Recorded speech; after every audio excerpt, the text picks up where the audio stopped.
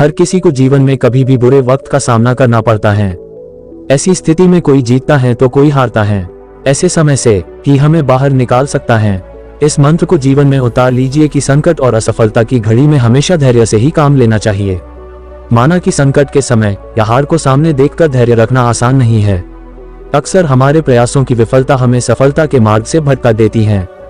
हम हार से नहीं हारते, बल्कि हार के भय से हार जाते हैं।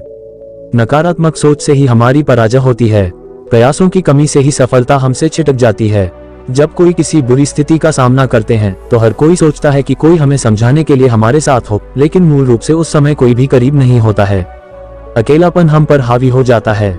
ऐसे में हम इतने निराश हो जाते हैं कि हम फैसले भी सही नहीं ले पाते हैं। कभी कभी कोई आत्महत्या जैसे गलत कदम भी उठा लेता है। ऐसी स्थिति उत्पन्न होने पर बेहतर तो यह है कि हमें धैर्य और शांति से उस परिस्थिति का सामना करना चाहिए।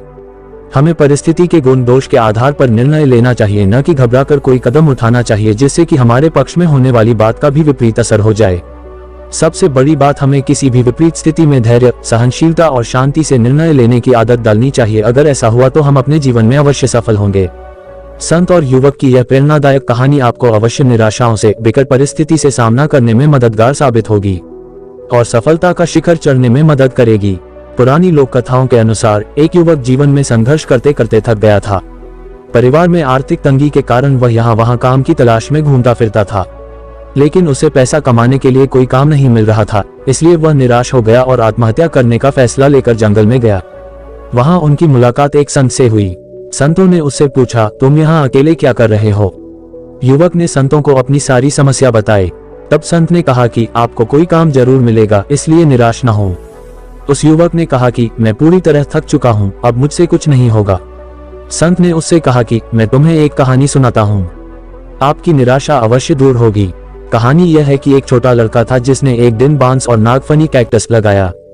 वह प्रतिदिन दोनों पौधों की देखभाल करता था। कुछ समय बाद कैक्टस बड़ा हुआ, लेकिन बांस का पौधा वही रहा।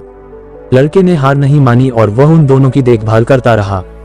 ऐसे ही कुछ महीने बीत गए, लेकिन बांस का पौधा उतना बड़ा नहीं हुआ जितना लड़का सोच रहा था। लेकिन वह लड़का निराश हुए बिना उस पौधे की देखभाल करता रहा। कुछ समय के बाद बांस का पौधा बड़ा हो गया और कुछ ही दिनों में बांस का पौधा नागफनी से भी बड़ा हो गया। दरअसल बांस का पौधा पहले अपनी जड़ें मजबूत कर रहा था, इसलिए इसे बढ़ने में थोड़ा वक्त लगा। संतों ने उस युवक से कहा कि जब भी हमारे जीवन में संघर्ष हो तो हमें निराश नहीं होना चाहिए और ऐसे में हमें अपनी जड़ें मजबूत करनी चाहिए। एक बार जब आपकी जड़ें मजबूत होंगी तो आप अपने लक्ष्य की ओर तेजी से आगे बढ़ेंगे। तब तक धैर्य रखना चाहिए। युवक संत की बातों को समझ गया और आत्महत्या करने का विचार छोड़कर घर लौट आया। तो इस प्रेरक कहानी की तरह बुरे वक्त में अपनी नींव को मजबूत करें।